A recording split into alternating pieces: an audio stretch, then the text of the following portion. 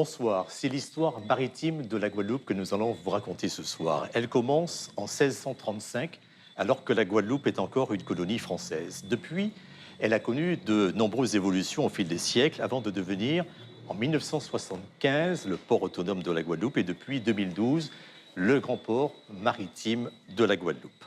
Nos infrastructures portuaires se sont constamment modernisées pour s'adapter d'une part au marché mondial, mais aussi à l'évolution démographique et surtout au mode de consommation de la société guadeloupéenne. Car un port, c'est d'abord le reflet d'une société dans toutes ses composantes, avec ses atouts, mais aussi ses contradictions et ses paradoxes. Dans une économie insulaire comme la nôtre, le port est un outil incontournable du développement économique. Savez-vous que chaque année, 85% des marchandises qui entrent ou qui sortent de la Guadeloupe transitent par le grand port maritime, c'est dire l'importance qu'il revêt dans la société guadeloupéenne.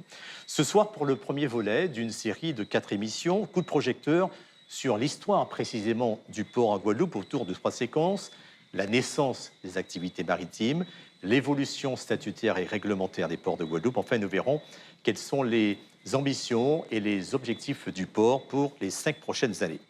Pour évoquer tous ces points, plusieurs invités sur notre plateau ce soir. Je vais commencer par Madame Marie-Luce Ponchard. Je rappelle que vous êtes présidente du conseil de surveillance du grand port maritime de la Guadeloupe. Bonsoir. Merci d'avoir accepté notre invitation. Madame Myriam Alamcan, vous êtes historienne maritime et donc vous serez en quelque sorte notre fil rouge ce soir.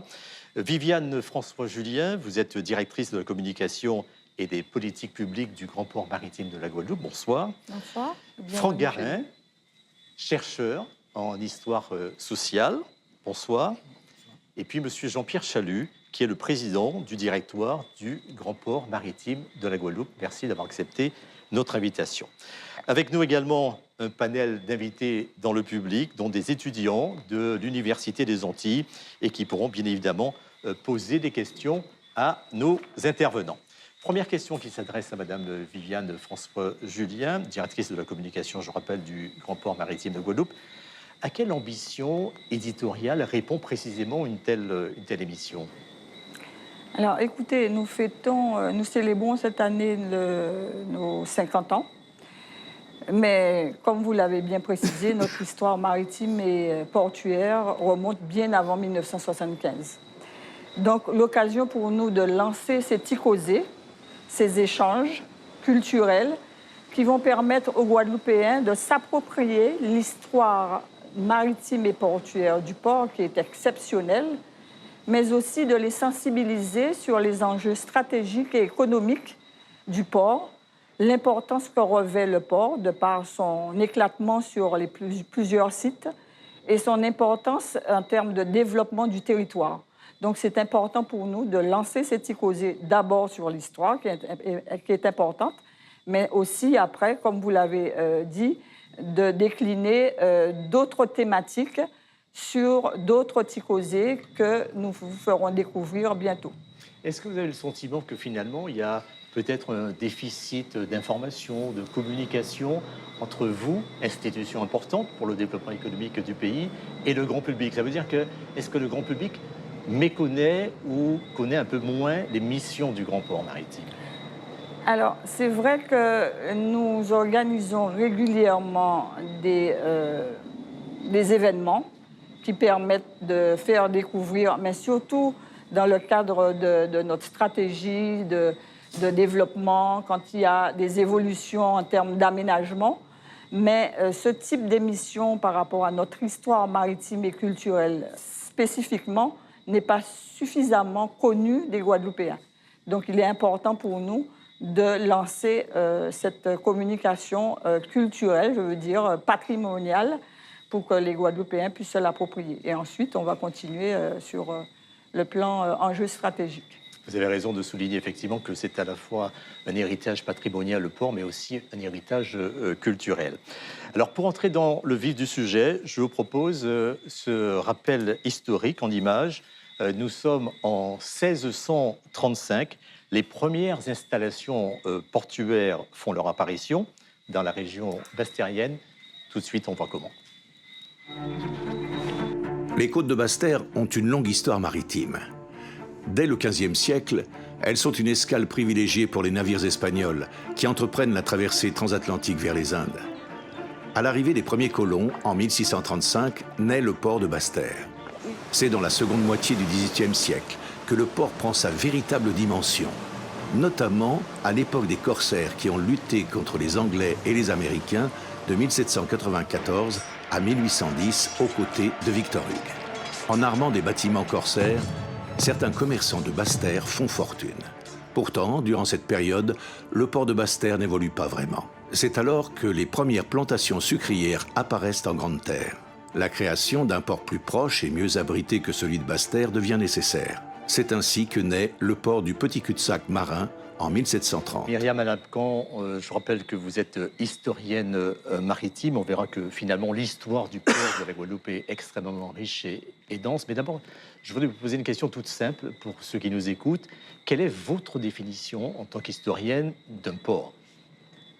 En tant qu'historienne, je fais le distinguo entre un port espace naturel et un port zone économique. Il y a des ports naturels un peu partout autour de la Guadeloupe.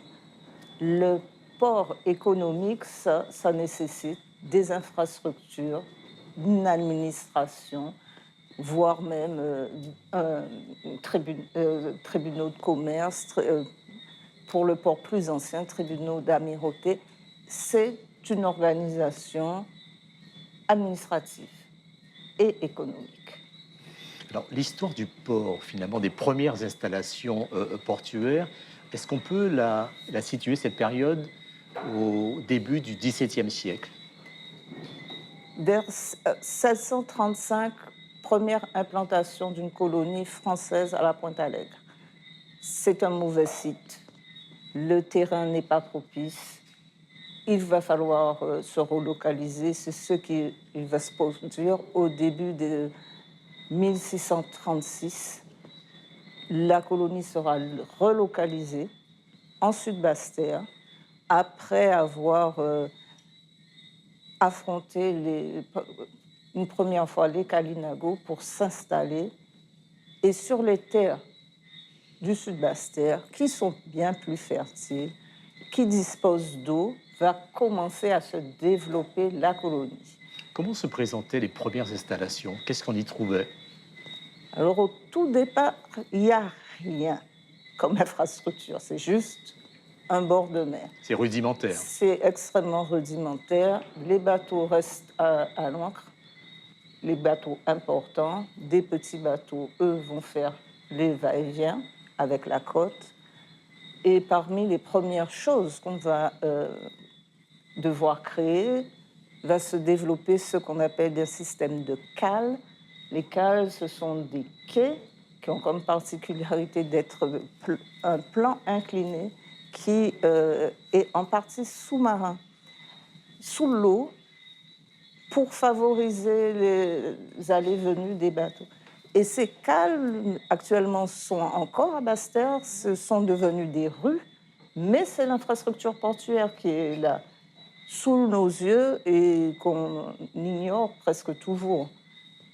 Ces cales, les magasins qui vont se développer, et vers 1640, on peut venir à Basse-Terre, faire du commerce, mais aussi changer un mât s'il faut. Ça, on peut le trouver à partir de ces années-là. Le port se développe, mais il ne se développe pas seul, il se développe grâce à l'activité économique. L'activité économique permet d'avoir plus d'infrastructures. C'est un cercle vertueux. Mais c'est un cercle vertueux qui souffre dans les premières années. Pour quelle raison? Parce qu'un autre port de la zone, qui est Saint-Pierre de la Martinique, commence rapidement à prendre l'avantage. Qui lui fait de la concurrence, en quelque Et sorte. oui, il y a une concurrence qui s'installe. Pendant quelques années, les Français ne savent pas exactement lequel des deux va se décoller, mais il se trouve que finalement, c'est Saint-Pierre qui va gagner et Basse-Terre va souffrir pendant quelques années de la concurrence avec... Quel type de marchandises entrait finalement dans ces installations portuaires? On y trouvait un peu de tout, de l'alimentation De l'alimentation, des biens mobilier. mobiliers, des planches de bois. On trouve aussi, bien entendu, de la morue. On va trouver d'autres produits alimentaires parce que tout ce qui n'est pas produit ici pour l'alimentation vient forcément par bateau. L'alimentation des premiers colons et de leurs esclaves, c'est la farine de manioc et comme des poissons importés, principalement la morue, parce qu'il n'y a pas encore de pêche développée. Et ils vont prendre beaucoup de temps avant de se mettre à se nourrir des ressources du pays.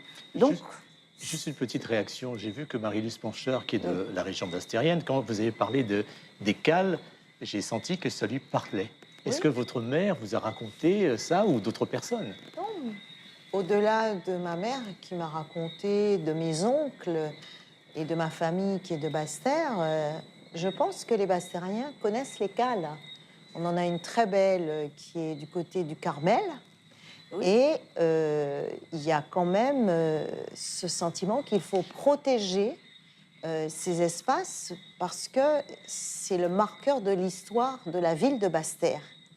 Et ceux qui sont originaires de cette commune, nous sommes très soucieux, en fait, que ce que vient de décrire Mme Alamka, qu'on puisse le préserver. Parce que quand on regarde, il y a les cales et puis il y a le bas du bourg. C'était quoi le bas du bourg à l'époque où il y avait une activité nocturne, une activité... On a prévu d'en parler tout à l'heure. Voilà. Je pense qu'effectivement, aujourd'hui, et on l'a vu au travers de la politique culturelle qui a été mise en place dans la ville, puisque c'est une ville d'art et d'histoire, il y a eu cette volonté de préserver les cales. J'espère que cette politique va se poursuivre. Madame Alamkan, on dit souvent, quand j'ai lu plusieurs articles sur cette période, on dit qu'il y avait une certaine inorganisation, finalement, au niveau de ces ports qui s'installaient. Alors, je ne vais pas aller jusqu'à l'inorganisation. C'est une organisation qui se met en place. Donc, forcément, il y a des ratés. Mais c'est une organisation qui se met en place à la vitesse de l'histoire du territoire. Avec l'arrivée en Sud-Basse-Terre, il y a la guerre qui se met en place entre les colons français et les Kalinago. Sur ce petit espace où s'installe la colonie, il faut aussi prévoir les concessions où on va installer des nouveaux arrivants qui vont permettre un certain décollage économique.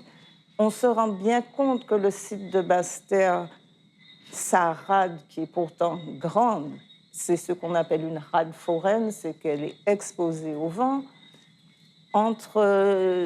Sur le site de Basse-Terre, il y a donc des problèmes lorsqu'il y a des coups de vent, ce qu'ils appellent, eux, les coups de vent. On va de simples tempêtes à des ouragans, qu'il faut mettre les bateaux en sécurité. Ça veut dire que les choix d'implantation n'étaient pas toujours pertinents, finalement. C'était pertinent par rapport à l'eau. La rivière du Galion, la rivière des Pères. Mais ça présentait certains inconvénients par rapport à des aléas climatiques. Exactement. On va rapidement essayer de construire un fort. Malheureusement, ce fort, le fort Saint-Jean, il n'est pas sur la hauteur, la plus grande des hauteurs. Donc, ça va être un port protégé en partie seulement par le site du fort. Mais c'est un port qui est plus grand que le simple plan d'eau qui est en face de la ville. On parle de quelque chose qui va jusqu'à Salabarque, les vieux habitants, et de l'autre côté, qui va jusqu'à Vieux-Fort. Marie-Luce Pancher, Ça fait écho chez vous, tout ça? Oui, ça fait écho, effectivement, parce que cette histoire, je pense que les Bastériens, nous la connaissons pas aussi bien, hein, comme vous venez de la décrire, mais elle est ancrée quand même dans ce qui se transmet entre générations. Et je pense que les étudiants même du lycée Gervais-Réache parlent effectivement des cales, parlent de ces bateaux. Et c'est pour ça qu'il y a eu des projets pour faire en sorte, comme au moment où Bastia s'est développé, refaire remonter ces bateaux dans les rivières pour à la fois jouer ce rôle de protection et en même temps développer une activité économique. Ça, c'était très important. La rivière du Galion est quelque chose qui a marqué l'histoire de cette ville de Basse-Terre. Franck Garet, je rappelle que vous êtes chercheur en histoire sociale. Quand on évoque le port, vous parlez souvent des symboliques du port. C'est quoi pour vous, très concrètement? Parce que le port n'est pas qu'une infrastructure. Le port, c'est le miroir d'une société. On comprend et on lit la société. Et tout à l'heure, l'intervention de Mme K a été prodigieuse pour nous faire comprendre que ça épouse le temps, ça épouse les nécessités de ceux qui s'établissent, notamment. Ce n'était pas la question des Kalinabou, d'établir un port. Ce n'était pas leur préoccupation principale, n'est-ce pas? Et donc, les colons qui sont venus pour occuper un territoire, l'exploiter, en tirer la richesse substantielle, ma foi, ont besoin d'un espace qui, premièrement, marque leur puissance, parce que ça devient plus tard militaire, mais qui marque aussi ce que les Caribéens appellent, à travers leurs recherches, plantapolis. Plantapolis, c'est l'endroit, c'est le port et la ville qui permettent de concentrer toutes les richesses tirées de l'intérieur du pays et qui s'en vont repartir vers la métropole et qui vont rentrer avec les intrants, n'est-ce pas, qui sont nécessaires à la préservation de l'ordre colonial. L'autre symbole, c'est en fait cette espèce de barrière sanitaire que l'on érige entre soi et l'extérieur, d'où la présence de lazarets, de mise en quarantaine de bateaux qui arrivent pour éviter les épidémies. Plus tard, effectivement, Raymond Boutet en parle, Gérard Lafleur en a fait un bel article dans le bulletin de la Société d'Histoire, lorsqu'on évoque l'épidémie de fièvre jaune des années 1860, et qui montre bien finalement que c'est par là qu'arrivent les marchandises, c'est par là aussi qu'arrivent les maladies, n'est-ce pas? Et donc, cette histoire de Plantapolis, on va la retrouver davantage sur Pointe-à-Pitre, notamment lorsque le port y sera établi. Il faut quand même rappeler que nous sommes encore dans l'époque coloniale à cette période-là. Donc quel est l'intérêt pour la France, justement, d'avoir cet échange entre ces colonies et la métropole? Mais il n'y a pas encore eu de révolution industrielle. La richesse référentielle, elle est où? Elle est dans la possession des colonies. Et qu'il s'agisse des mercantilistes ou un peu plus tard des autres courants économiques, la richesse, elle vient de là. Elle vient de ce qui est rare. Ce qui est rare, ce n'est pas ce qui est en Europe. D'où effectivement la nécessité, entre guillemets, d'avoir des colonies. Donc, cela explique les guerres qu'il y a eu dans toute la Caraïbe à propos de ces différentes possessions, entre guillemets. Viviane François-Julien. Alors, je ne suis pas historienne, mais par mes lectures, je voulais juste compléter ce que Myriam disait. Tu as bien mis le point sur l'implantation des sites, le choix des sites. Alors, c'est vrai qu'à l'époque, les sites, c'était surtout des escales dégradées, comme les appelaient les Espagnols, parce qu'il fallait qu'il y ait de l'eau pour qu'ils puissent s'alimenter avant de traverser l'Atlantique. Et c'est vrai qu'on est sur un arc antillais qui permet effectivement de faire transiter la marchandise par les Américains, les Anglais. Et l'autre critère pour le choix d'un site, c'est aussi le côté abri. Et c'est pour ça que dès 1730, l'ingénieur du roi Charles Well, il a, de par l'implantation aussi des habitations sucrières en Grande Terre, a transféré ce port ici, dès 1730, avec un fort et une batterie, qu'on a encore les vestiges ici. Et c'était parce que ce port était à l'abri, et on disait, il y a un amiral qui disait qu'il était tellement à l'abri qu'on pouvait éteindre les feux des navires. Parce qu'il ne faut pas oublier qu'à l'époque, les navires étaient alimentés par le feu du charbon et étaient aussi à la voile. Donc il fallait trouver des lieux sûrs et à l'abri pour éventuellement, à tout moment, appareiller. Puisqu'à Basse-Terre, comme l'a précisé Myriam, on était dans un port en rade ouverte avec des houles et avec beaucoup de cyclones, et on n'était pas à l'abri. Donc le port ici était idéal. Dès 1730, ils ont transféré, et aussi à cause du trafic de la canne à sucre. Pour être plus précis, dès le départ de la colonie au sud de Basse-Terre, les marins, ils ont remarqué la baie du Petit Cul-de-Sac. Ils savent qu'à un moment, il va falloir y aller. C'est plus grand, c'est plus sûr, et ça permettrait un développement plus considérable. Mais au début de la colonisation, la Grande Terre est encore habitée par les Kalinago. La Grande Terre n'est pas encore... il n'y a pas encore assez de population non plus pour pouvoir attaquer et s'installer de l'autre côté. Donc en résumé, on peut dire que c'est toute la région de la Basse-Terre qui était d'abord concernée par l'installation des premiers quais portuaires. Les premières installations, c'est là où on commence, la colonisation commence en Basse-Terre et se développe au sud de Basse-Terre, mais déjà sur la Grande Terre, ce qu'ils vont faire que 1715, les premières installations se font en Grande Terre. Et si la ville du Morne renfermé commence déjà à poindre son nez, qui est le premier site de ville de la ville de Pointe-à-Pitre, mais ce n'est pas encore une ville, c'est un bourg, c'est pas encore ça.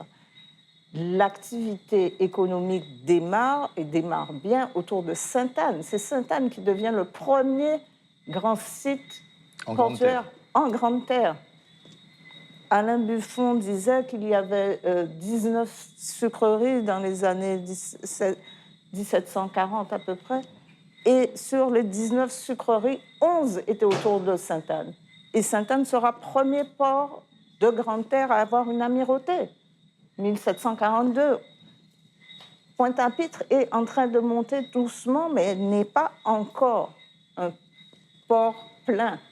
Dans un instant, on parlera effectivement de l'arrivée des premières installations sur Pointe-à-Pitre, mais j'aimerais qu'à ce stade de nos échanges, me tourner vers le public et peut-être les étudiants de l'Université des Antilles qui sont avec nous, s'ils ont peut-être une question sur cette période de l'histoire. Est-ce que l'un d'entre vous souhaite poser une question ou avoir un éclairage plus approfondi? Mademoiselle. Oui. Bonsoir tout le monde. Alors, de ce que j'ai compris, vous avez expliqué un lien... Si vous parlez un tout petit peu plus fort, s'il vous plaît. Oui. De ce que j'ai compris, vous avez fait un lien quand même entre l'économie et le port. Et du coup, j'aimerais savoir globalement quel impact a eu le port en matière de structuration de notre économie, du modèle économique, surtout s'agissant de l'aménagement du territoire. L'économie précède le port, puis suit l'économie et le port grandissent ensemble. C'est le fait qu'il y ait des implantations de la culture cannière qui va permettre un développement portuaire économique, c'est-à-dire création d'un poste de lieutenant, à l'époque on disait comme ça, lieutenant de port à Sainte-Anne. Il y a l'infrastructure qu'on va mettre en place, mais qui a un temps de construction. Donc, on sait qu'il va falloir protéger, par exemple, la passe qui permet de rentrer dans le port du Petit Cul-de-Sac. La colonie va faire construire le premier fort de Grande Terre, qui est le fort Louis, qui existe encore, mais que plus personne ne voit à bas du fort.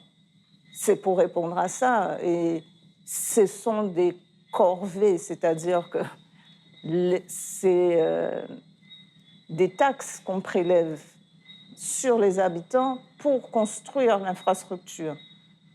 C'est une façon de payer, en fait, des taxes. Donc, on crée un port, mais on se sert de la puissance économique.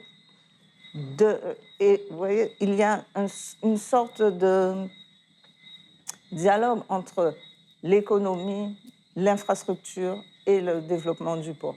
Une fois que vous avez tout ça ensemble, vous pouvez construire un fort, construire des quais, faire des relevés cartographiques pour pouvoir savoir où est-ce qu'on passe, avoir peut-être un pilote de port que vous allez devoir payer, que la colonie paye, pour pouvoir aider les bateaux à accoster.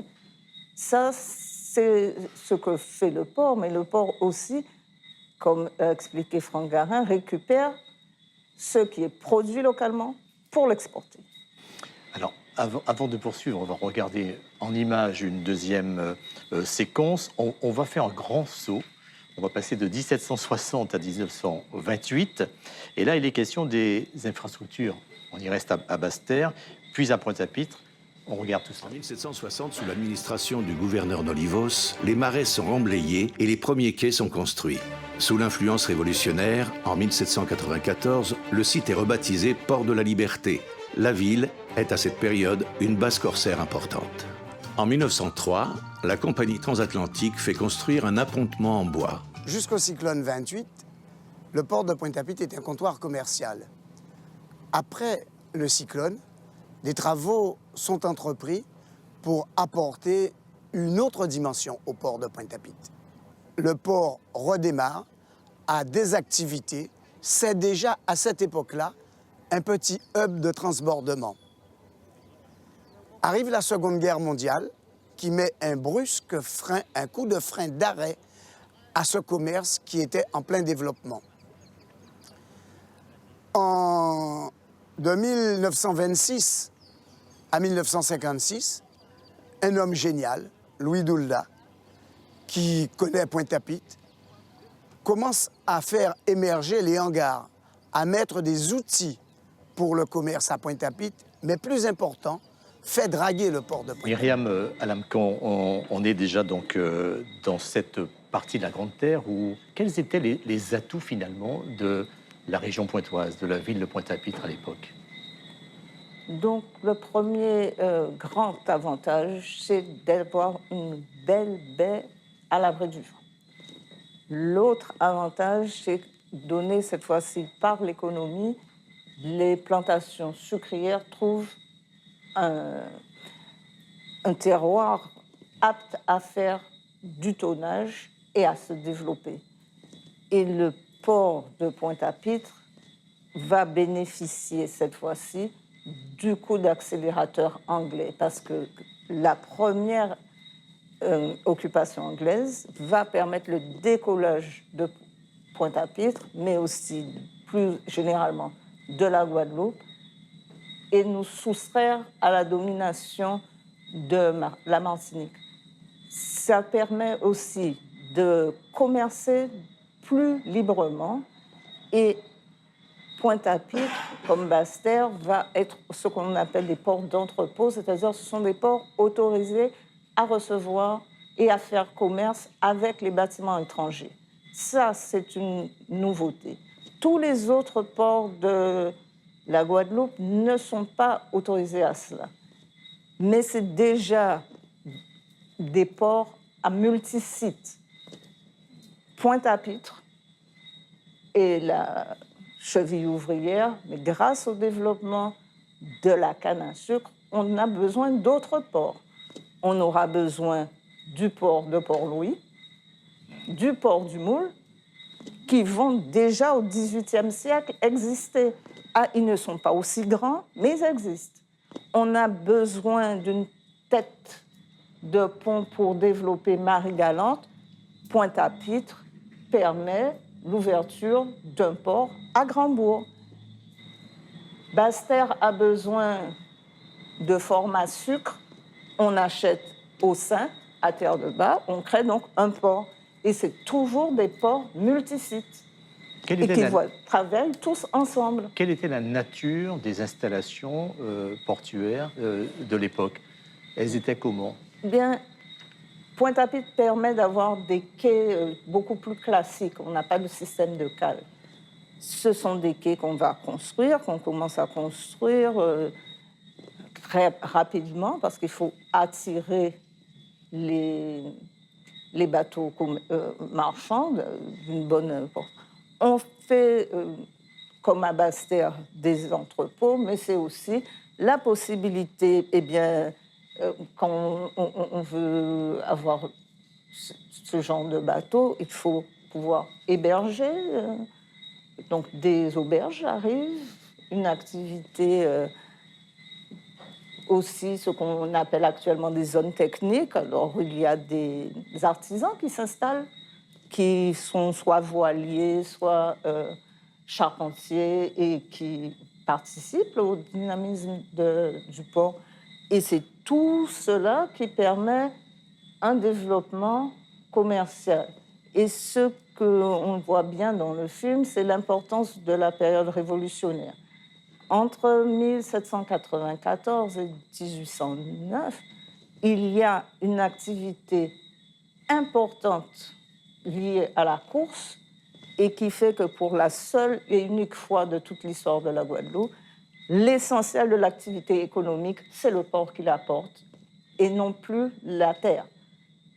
Les anciens esclaves qui sont libres à partir de 1794 s'enrôlent sur les bateaux, deviennent membres d'équipage et permettent une activité économique incroyable. Plus de 1000 bateaux vont être saisis, vendus. L'argent qu'on tire, ça ne sert pas seulement à enrichir les armateurs, on prélève des taxes et donc pendant la Révolution, on construit des quais à Pointe-à-Pitre.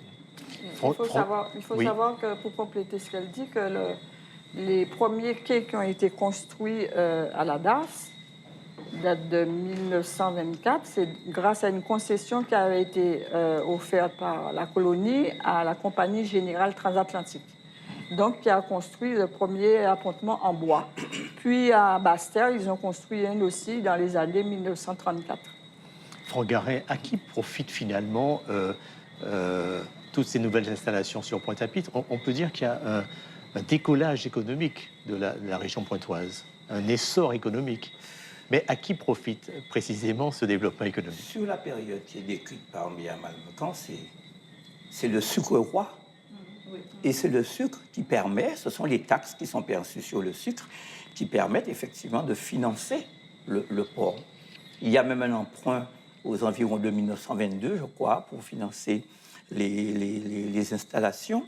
Mais il se pose, dès le début du XXe siècle, la question de la dépendance au sucre. Pourquoi?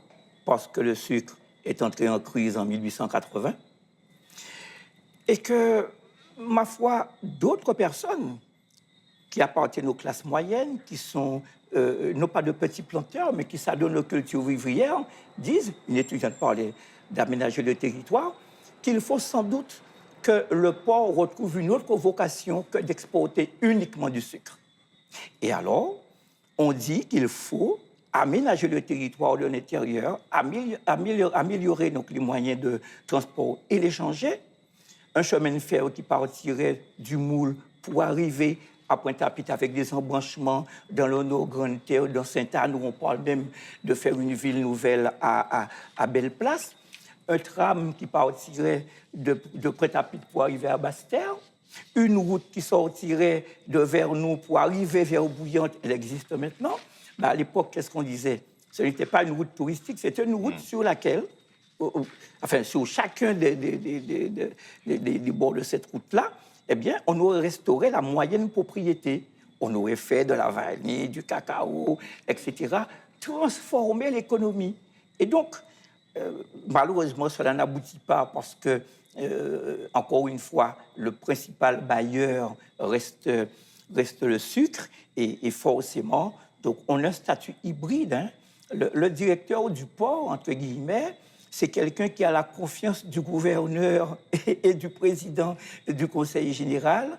Il dispose d'une relative autonomie, mais il reste, ma foi, lié aux moyens de financement, et c'est le sucre. Résultat, donc, non seulement le pays ne sera pas aménagé comme on l'a souhaité début XXe siècle, mais les installations vont progressivement, mais peut-être trop lentement, s'améliorer. Alors précisément, on va voir en image cette période qui va de 1946 à 1976. On va voir pourquoi 76, puisque c'était une date importante. On regarde ces images et on réagit juste après. L'exportation de la banane introduite sur les plantations du sud de l'île, suite à la crise sucrière mondiale, prend rapidement de l'ampleur.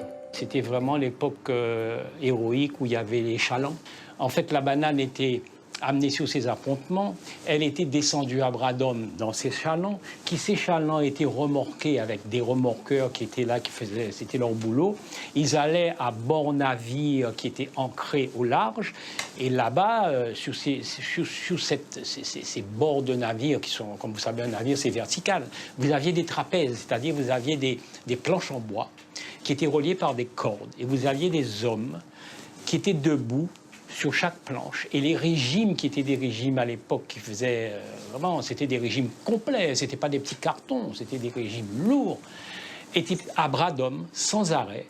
Le bateau était chargé comme ça, et vous voyez les colis qui montaient sur le bord du bateau et qui arrivaient à l'intérieur des cales. Cette florissante activité bananière bénéficie à la ville tout entière, et tout particulièrement à certains quartiers qui deviennent incontournables. Bas-du-Bourg, c'était le poumon de Basse-Terre. Lorsqu'on venait à Basse-Terre, on demandait où se trouve Bas-du-Bourg.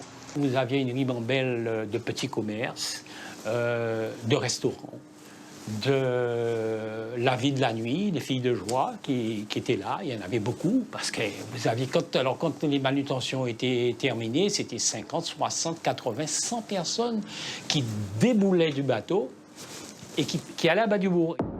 C'est alors qu'au-dessus de la ville, le sommet de la Soufrière s'enfume. Face à la menace d'éruption en 1976, 76 000 personnes sont évacuées sur la Grande Terre.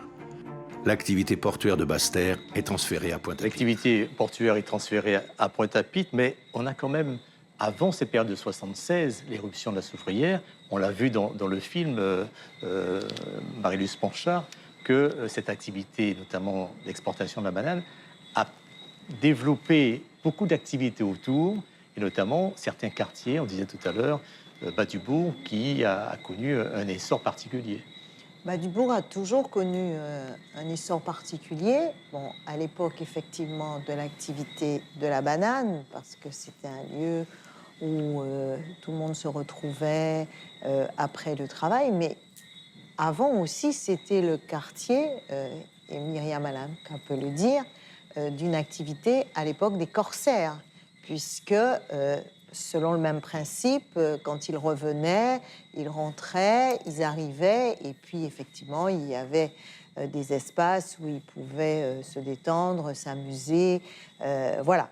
Et ce quartier n'a pas toujours eu, au regard effectivement d'activités illicites qu'on a pu voir se développer, n'a pas toujours eu une très belle réputation. Donc, au fil du temps, il a fallu effectivement lui permettre de garder ce qui était à l'origine un quartier très populaire. Moi, ce que je veux réagir, c'est que 1976 est une époque charnière pour Basse-Terre, parce que effectivement, c'est là où les choses basculent, même s'il y a un travail très fort pour maintenir Basse-Terre comme en tant que chef-lieu.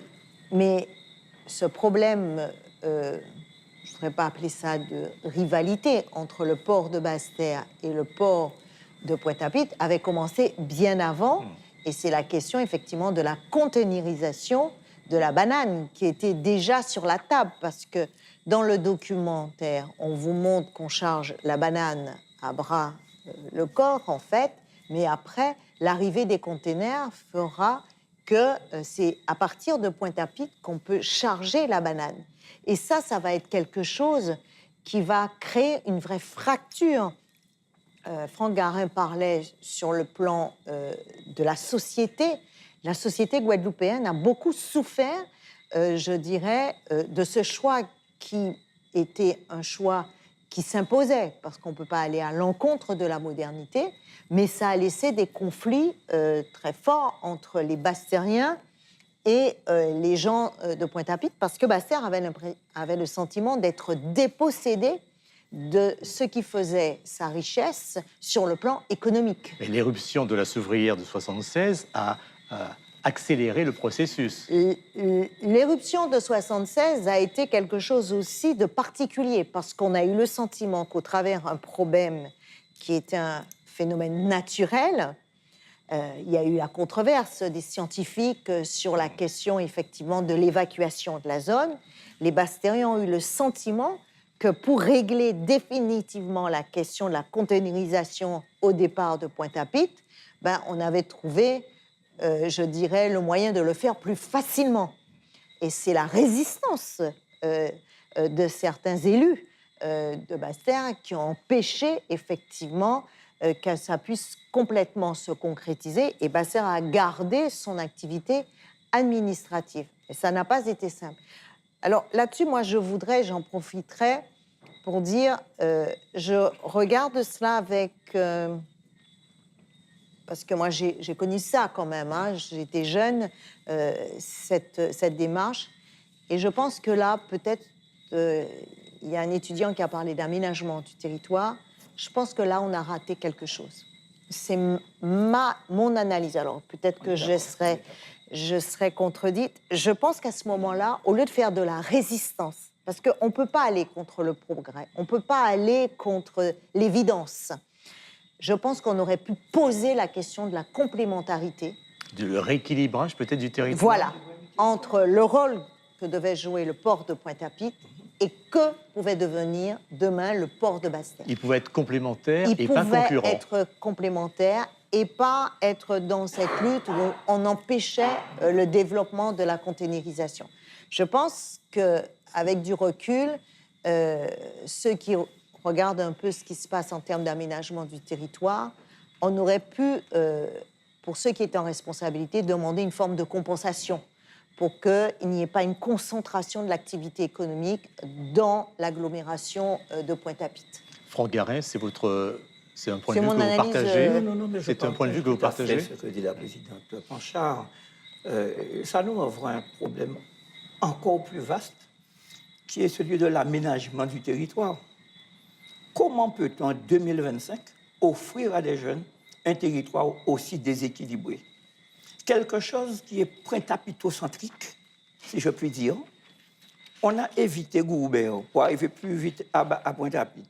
On a évité Trois-Rivières, Cap-Esther, Goyave, Petit-Bourg, pour qu'on arrive plus vite à Pointe-à-Pitre, pour qu'on évite les embouteillages.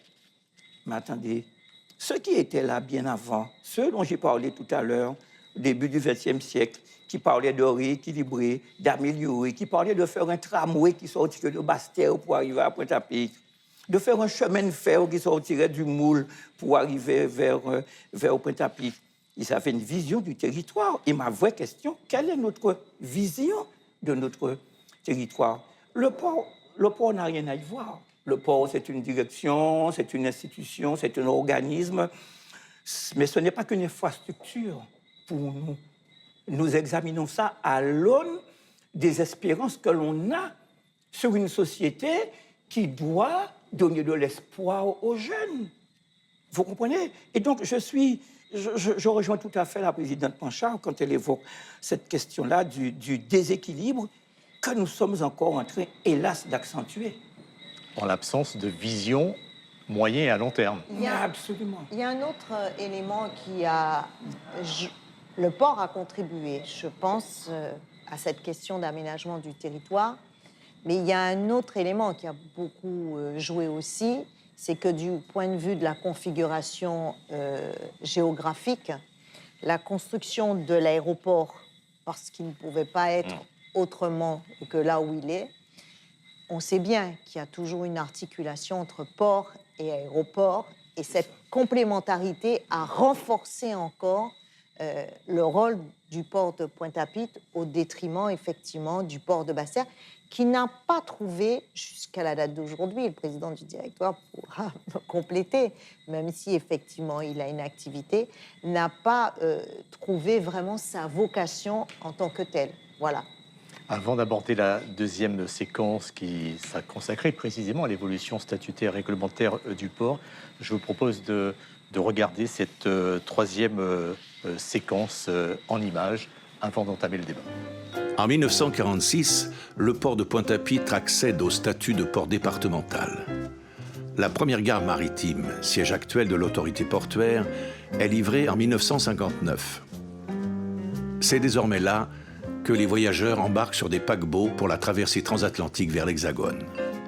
On mettait 8 jours pour regagner le Havre, mais à bord, il y avait des soirées dansantes, des bingos, Enfin, il y avait de l'ambiance, quoi. C'était amusant, quoi, qu'on était comme dans une grosse ville, quoi, comme dans une ville, hein. Vraiment, c'était ça. On était étonnants, on ne comprenait même pas, hein. On dit, oh, mais attends un peu, c'était vraiment comme si on avait changé de pays, qu'on était dans, tu vois. Alors qu'en fait, on était juste sur un bateau. Le port de Pointe-à-Pitre est également le point d'arrivée et de départ pour le cabotage avec les îles avoisinantes. Dans ces villes, la vie est rythmée par l'arrivée du bateau. Viviane, François-Julien, quand vous regardez ces images, ça vous rappelle des souvenirs des familles guadeloupéennes entières qui partaient sur ces gros paquebots à destination de la métropole et vice-versa. Ce bâtiment où nous nous trouvons a été construit justement en 58, livré en 59. Et c'est ici que, effectivement, les bateaux de croisière, c'était un peu un cérémonial quand il y avait l'arrivée, le départ de ces bateaux. Tout le monde savait, c'était adieu foulard, adieu madras. Entre ceux qui, pour anecdote, qui embarquaient clandestinement dans des caisses et qu'on découvrait parce qu'il pleurait. J'ai en mémoire une petite anecdote comme ça, parce qu'il s'est mis à pleurer quand il a entendu les chants Adieu Foulard, et c'est comme ça qu'on l'a découvert dans une caisse.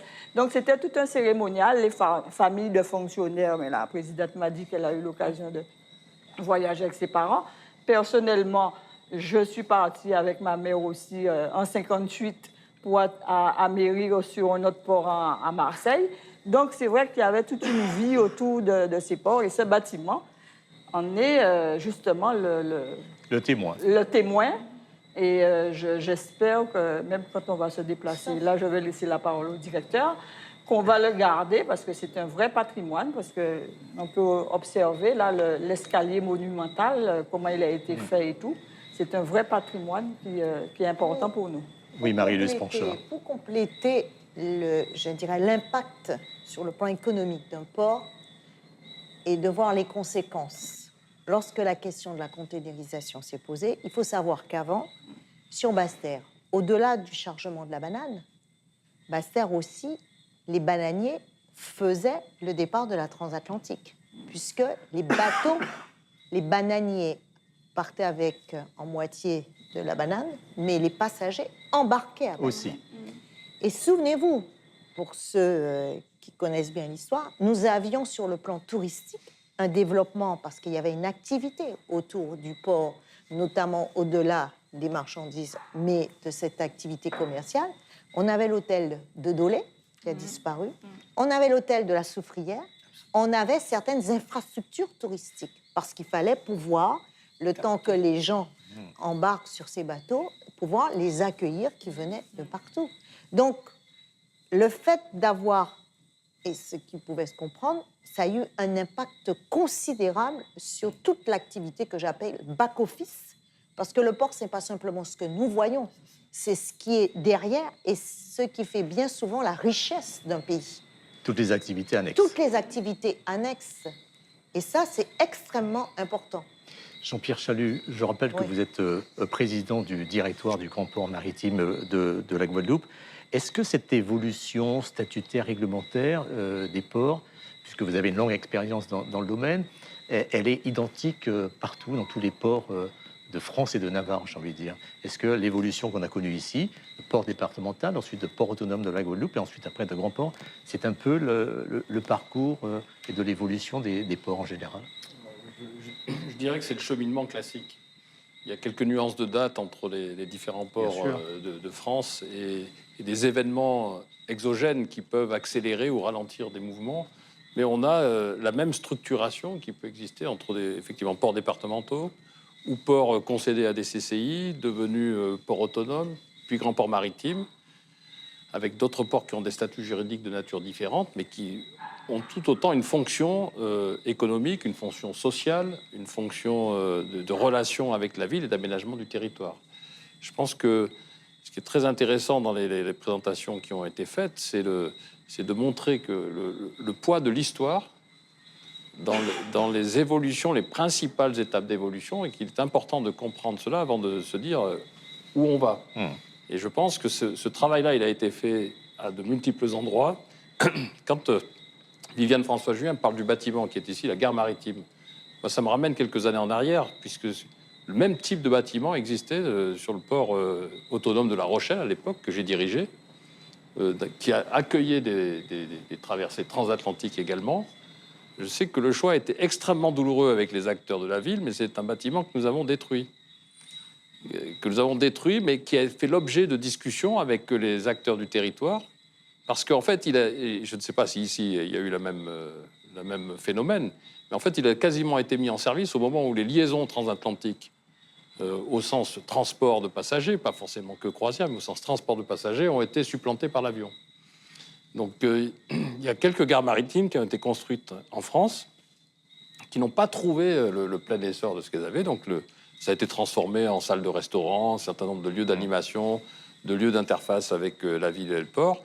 Et donc, je trouve extrêmement intéressant qu'on puisse dire, faisons attention aux éléments du patrimoine qui ont marqué l'histoire de notre port. On ne peut pas décider seul d'un certain nombre de choses. Il faut que l'on médite ces éléments-là et de dire qu'est-ce que l'on veut faire. Je me tourne vers les étudiants. Je crois que mademoiselle a une question à poser, notamment sur ces évolutions statutaires et réglementaires du port. On vous écoute. Allez-y, allez-y. Bonjour, je m'appelle Alizée Gendré, je suis étudiante en master de droit public. Du coup, ma première question, ça serait principalement savoir, j'ai pu constater après écoute que la majorité des évolutions qui ont été faites sur le port, ce sont des évolutions qui ont été, j'ai le sentiment, des évolutions réactionnaires. Donc, j'ai entendu parler de la crise du sucre, de la Première Guerre mondiale ou encore du cyclone. Mais j'aimerais savoir, est-ce qu'il y a eu des politiques, des orientations d'aménagement pour le port qui ont été pensées pour le territoire et qui n'ont pas pu être mises en place?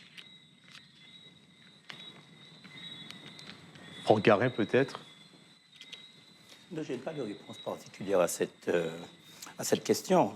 Bon, en réalité, la question est la suivante. Est-ce que, finalement, il y a une forme d'autonomie dans la direction que peut prendre le port, ou est-ce que ces directions sont impulsées par l'économie? Elles sont impulsées par l'économie. Lorsque, effectivement, on arrive en 1946, quel est le désir des Guadeloupéens? C'est de s'aligner sur tout ce qui se passe en France. Quand on voit le financement des activités portuaires, infrastructures, développement avant cette période, c'est le Conseil général, et le Conseil général dispose d'un budget annexe, je dis bien annexe, et qui est financé par les emprunts, etc. Donc, l'orientation, elle va correspondre énormément à ce qui fait la force, entre guillemets, de l'économie, qui est encore le sucre. À partir de 1946, il s'agit de s'aligner, il s'agit de faire appliquer le grand tournant de 1965 sur les ports que vous avez, entre guillemets, évoqué. Et quelque part, moi, je distingue deux choses. Le port en tant qu'infrastructure, n'est-ce pas? Et le port en tant qu'outil au service du développement économique. Mais j'ai envie de dire que le port, en tant qu'outil au service du développement économique, ce n'est pas l'affaire du port. C'est d'abord davantage l'affaire des responsables politiques. Si je puis dire, C'est je peux lié. être manichéen. C'est lié. On ne peut pas dissocier C'est les lié. deux. Moi, je peux répondre à la jeune fille que je ne sais pas pour le passé. Mais aujourd'hui, et je pense que le président du directoire va venir en appui de ce que je vais dire, notre projet stratégique, il a été conçu pour que le port soit un outil de développement. Pourquoi ? Parce que c'est vrai qu'il y a une opportunité avec la compagnie maritime CMA-CGM qui a sa propre politique, mais nous avons voulu se saisir de cette opportunité pour dire que demain, il faut ouvrir le territoire de la Guadeloupe vers d'autres moyens d'échange avec notamment des pays d'Amérique du Sud, des pays de la Caraïbe, pour être un port qui soit reconnu comme un port compétitif, qui soit un port où effectivement on peut, notamment dès lors qu'on élargit la question de la desserte, on peut drainer des activités que j'appelle en back-office qui peuvent venir s'implanter parce qu'il ne suffit pas de vouloir implanter une activité industrielle si la matière première, vous ne savez pas la faire venir. Et pour la faire venir, il faut avoir des infrastructures modernes en capacité d'assurer ce trafic-là. Et le choix, effectivement, de la collectivité régionale de faire en sorte que je puisse être membre du conseil de surveillance n'est pas neutre dans cette approche économique, puisque, en même temps, j'ai en charge, en tant que deuxième vice-présidente, la question du développement économique. Et pour moi, le développement de la Guadeloupe, je le dis, passera forcément par un renforcement de nos relations avec les pays de la Caraïbe. Et pour ça, il faut que le port joue son rôle. Donc aujourd'hui, moi, je suis dans cette philosophie-là. Est-ce qu'il y a cette volonté politique, justement, clairement affirmée, d'aller dans cette direction? Mais est-ce que le politique laisse aussi les décideurs économiques, et notamment la direction du port, de faire des choix qui seraient peut-être qui ne sont pas forcément les mêmes? Puisque c'est un établissement public d'État qui est autonome là-dessus. Donc, il y a une articulation à avoir par rapport à ce qui se joue au travers notamment ce que souhaite le monde économique, ce que les élus veulent. Et puis, il y a le port qui essaie de mettre en adéquation, ce d'autant que les partenaires que je viens de citer, comme par le passé, sont aussi nos partenaires financiers. Donc, ce n'est pas neutre. Vous imaginez que vous allez financer d'abord une infrastructure dont vous savez que sur le plan économique, ça peut créer des emplois, ça peut créer de l'activité avant de financer une infrastructure dont vous n'avez pas forcément l'assurance que ce sera bon demain pour le territoire. Donc moi, je pense que cette approche-là, en tout cas, moi, je l'ai. En tout cas, en échangeant avec d'autres élus, c'est quelque chose qui commence à faire ce cheminement. C'est plus un port qui subit, c'est un port qui veut pouvoir exister par rapport à lui-même et par rapport à ce qu'il souhaite porter en termes d'aménagement et en termes de développement. Une réaction très rapide de Franck Garin. Je pense, je ne vais pas faire un échange politique avec la présidente, mais le débat est des citoyens et il y a des téléspectateurs qui nous regardent, qui nous écoutent. C'est, comment dirais-je, le port nous met dans la mondialisation, mais une mondialisation asymétrique. Elle est asymétrique en ce sens que moi, j'aurais bien aimé que les conteneurs qui arrivent repartent remplis aussi. Mais ils peuvent repartir remplis. Et c'est ça l'objectif. Et c'est ça, ma préoccupation. Les conteneurs qui rentrent et qui repartent à vide. Ça veut dire que derrière, il y a tout un pays à développer. Derrière, il y a un pays à aménager. Autrement, je veux bien qu'il y ait des déviations partout, mais que faisons-nous de ces terres? Le Covid a montré notre vulnérabilité.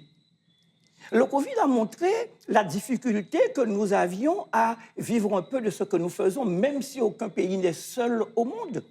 Donc, encore une fois, ce n'est pas le port, sa stratégie qui est mis en cause ici, ce n'est pas l'objet du débat, c'est aussi se questionner, n'est-ce pas, sur, non pas la place du port, mais sur le développement économique chez nous. Nous sommes et je termine, nous sommes le centre névralgique de beaucoup de vulnérabilités.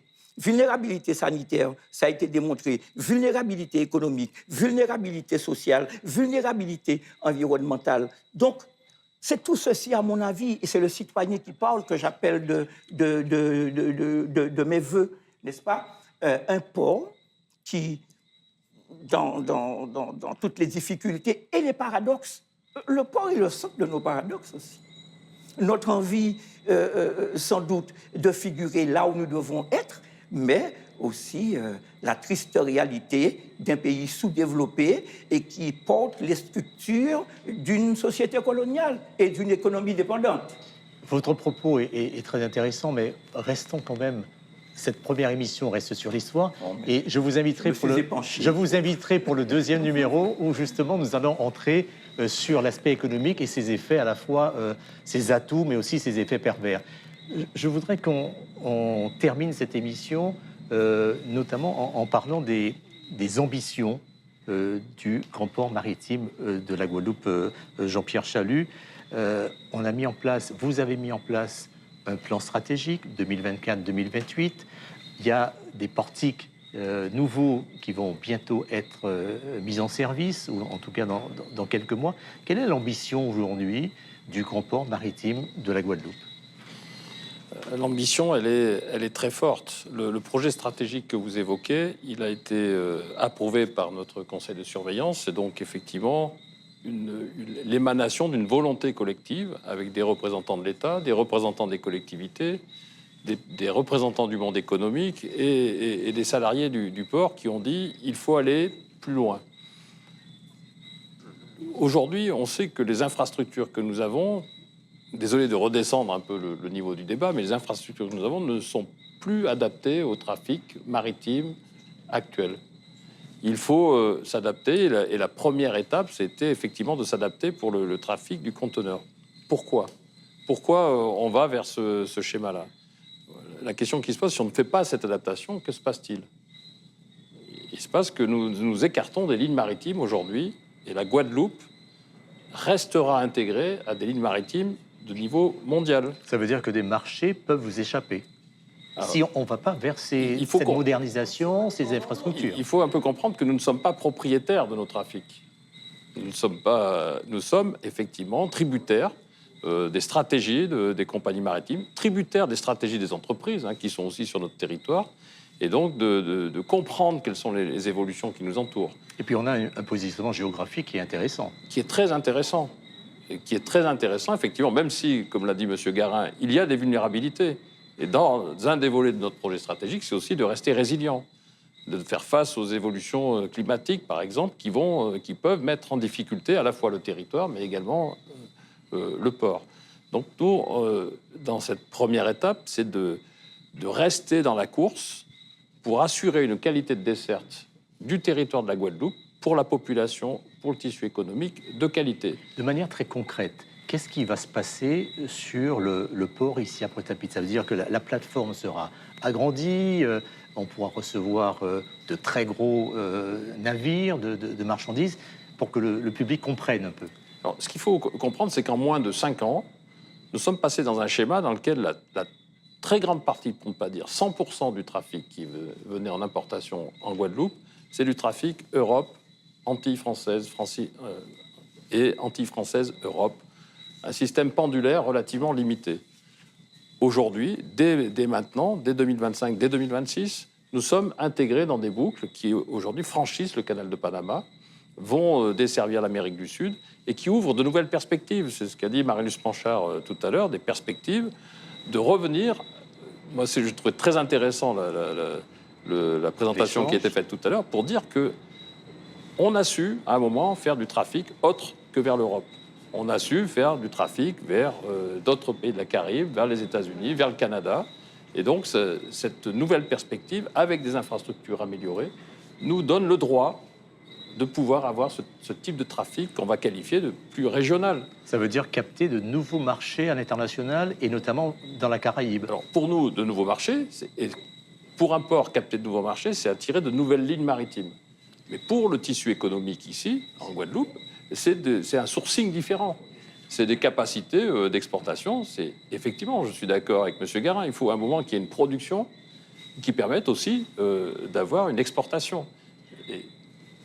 On peut certes penser à une production, mais on peut aussi penser au regard des compétences dont dispose la Guadeloupe, et elle en dispose dans bien des domaines, je pense notamment dans des secteurs comme celui de l'environnement, où on pourrait avoir des intrants et faire de la transformation, parce que nous avons une compétence au travers effectivement des outils, une université, dans bien des domaines dont d'autres pays de la Caraïbe n'ont pas, pour transformer ces produits et pour qu'ils repartent.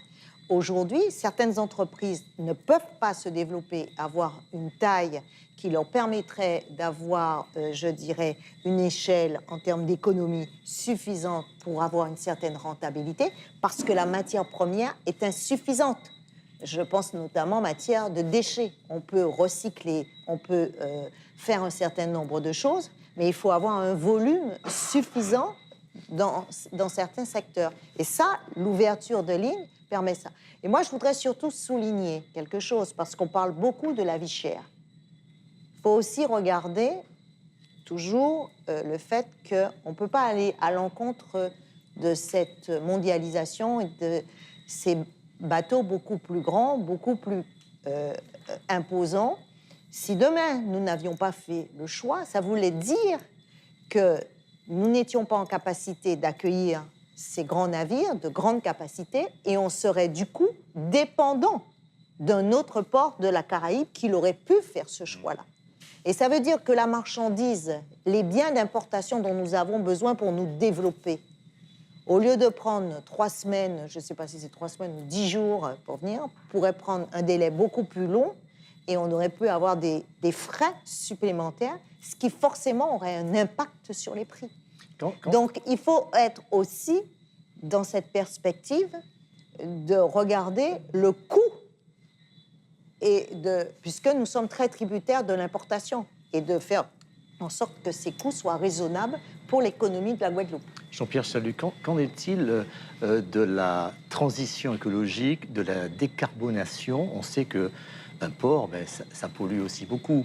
Est-ce que vous vous êtes inscrit dans cette amélioration et vous êtes inscrit directement dans cette transition écologique? Alors, à plusieurs titres, parce qu'une partie de nos trafics sont carbonés. C'est-à-dire que pendant de nombreuses années, on a importé du charbon pour produire de l'électricité. Il y a une adaptation des usines de production, notamment de Albioma sur le secteur du moule, qui est passée dans le système de production avec du charbon, avec des pellets de bois. C'est une part de décarbonation importante. Elle n'est pas totale. Il reste toujours le transport maritime qui est associé, mais c'est un gain effectif. On sait qu'avec les réglementations européennes, la question des véhicules électriques, la question des moteurs thermiques va aussi avoir une incidence. Le modèle économique du port, par rapport à ça, est fortement affecté. C'est-à-dire qu'on doit avoir cette évolution en ligne de mire pour trouver les adaptations, trouver les marchés qui permettent de continuer à développer, à entretenir nos infrastructures. Ensuite, sur les investissements que nous faisons aujourd'hui, tout devient électrifié. Et ce que l'on a fait quand on développe nos infrastructures pour moderniser nos installations, on va enlever des engins de parc qui aujourd'hui fonctionnent au diesel pour avoir des systèmes qui fonctionnent à l'électricité, qui n'est pas encore totalement décarboné en Guadeloupe, mais qui a quand même des niveaux importants. C'est plus de 35% de l'énergie produite en Guadeloupe qui est aujourd'hui décarbonée. Et on sait qu'il va y avoir encore des évolutions qui vont permettre d'avoir une décarbonation plus importante. Donc cette question de la transition écologique, c'est aussi notre contribution dans le schéma un peu global de baisse des émissions de gaz à effet de serre. Vous donnez un échéancier à peu près pour... Alors, dans 10 ans, dans 15 ans, dans 20 ans? Je pense qu'on est sur une échéance à 10 ans. En fait, on sait qu'on a un certain nombre d'obligations réglementaires, puisqu'il y a des éléments qui vont se traduire par ça. On sait qu'on devra brancher à un moment les navires qui sont taqués, les brancher électriquement. Il faut veiller à ce qu'il y ait de l'énergie décarbonée qui soit associée, sinon il n'y a pas de gain à la sortie. Enfin, il y a aujourd'hui une obligation réglementaire imposée par l'Europe qui va obliger de brancher à quai les bateaux de croisière et les navires porte-conteneurs. Alors c'est assez compliqué sur le plan technique, puisque quand vous avez un bateau de croisière qui arrive, qui a 8000 passagers et membres d'équipage à bord, c'est comme, qui se met sur le quai de Pointe-à-Pitre, c'est comme si vous doubliez quasiment la population de Pointe-à-Pitre d'un seul coup. Donc ça vient tirer sur les réseaux, ça vient forcément poser des questions techniques sur lesquelles on doit être attentif et qui nécessitent des compétences. Donc les compétences dans la transition de ce modèle, aujourd'hui, interrogent sur la façon dont on doit structurer les équipes du port. Et vos équipes sont prêtes? Et les équipes sont prêtes, elles ont de l'envie, et on recrute. Dernière question qu'on va prendre dans le public avant de conclure avec Marie-Luce Pancha. Oui, allez-y. Du coup, moi, j'avais une deuxième question qui s'apparente un peu à une remarque. C'était sur le fait que l'aménagement du port, l'expansion du port, est-ce que vous n'avez pas du coup cette impression, du coup, est-ce que c'est déjà une vision qu'il faudrait se mettre en accord avec les politiques d'aménagement des communes concernées, parce que ça risque de modifier, je pense que c'est une des intentions, modifier le paysage. Quand je parle de paysage, je parle de la société, je parle des infrastructures. En dehors, vous avez parlé de l'hôtel Doulé ou autre. Ça risque de modifier le paysage au niveau des infrastructures, des entreprises et de la société elle-même. Du coup, est-ce que c'est quelque chose qui est prévu? Et la question s'arrête là. En tout cas, moi, je veux bien répondre parce que c'est au cœur du projet stratégique. En tout cas, la vision qu'on a aujourd'hui des ports, le port ne se construit pas, je dirais, en opposition avec la ville. Le port doit se construire en ouverture pour que la ville, au contraire, je dirais, s'agrandit avec le port. Et il y a des projets comme ça qui ont été menés. Et lorsque, par exemple, nous faisons des aménagements, nous devons tenir compte aussi des choix urbanistiques. Si demain nous reconstruisions le siège du Grand Port Maritime, je ne peux pas imaginer qu'on ne pense pas la construction de ce siège en regardant effectivement ce qui se passe en face avec le MAC, pour ne pas être...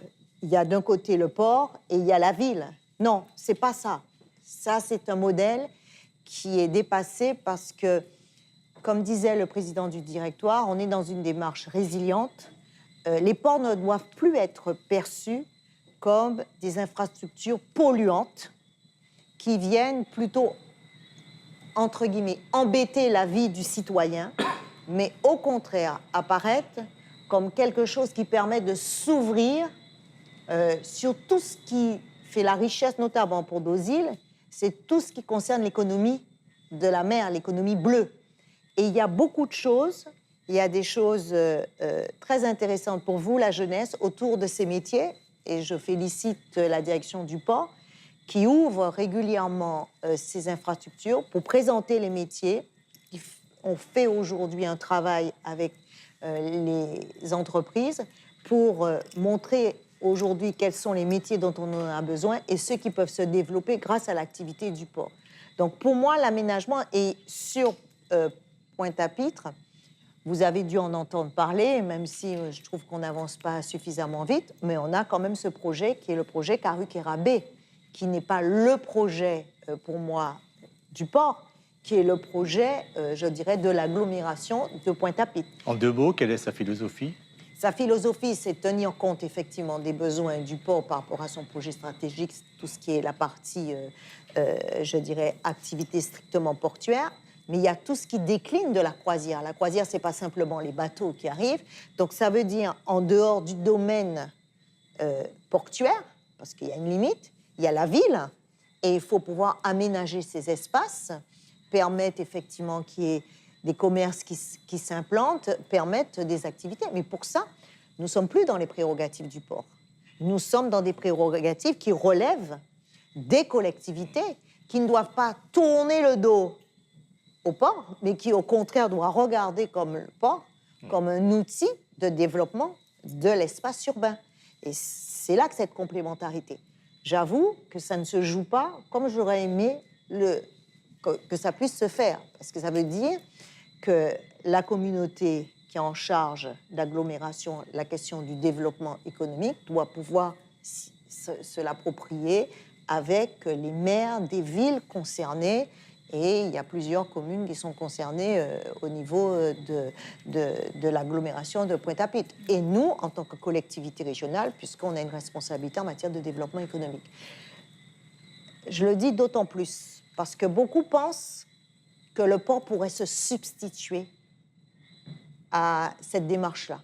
Ce n'est pas la vocation d'un port. Le port doit être à disposition, je dirais, des acteurs économiques, c'est-à-dire être performant, s'adapter, saisir les opportunités pour inciter l'économie à venir s'implanter autour du port. Mais nous ne sommes pas là non plus pour faire à la place de ceux qui ont cette responsabilité. Merci Marie-Luce Ponchard. C'est la fin de cette première émission qui était initialement consacrée à l'histoire, mais on a déjà débordé un petit peu sur l'économie, c'était inévitable. Je vous rappelle que la prochaine émission sera consacrée à l'évolution mondiale du transport maritime et de son impact sur les connexions maritimes régionales et internationales.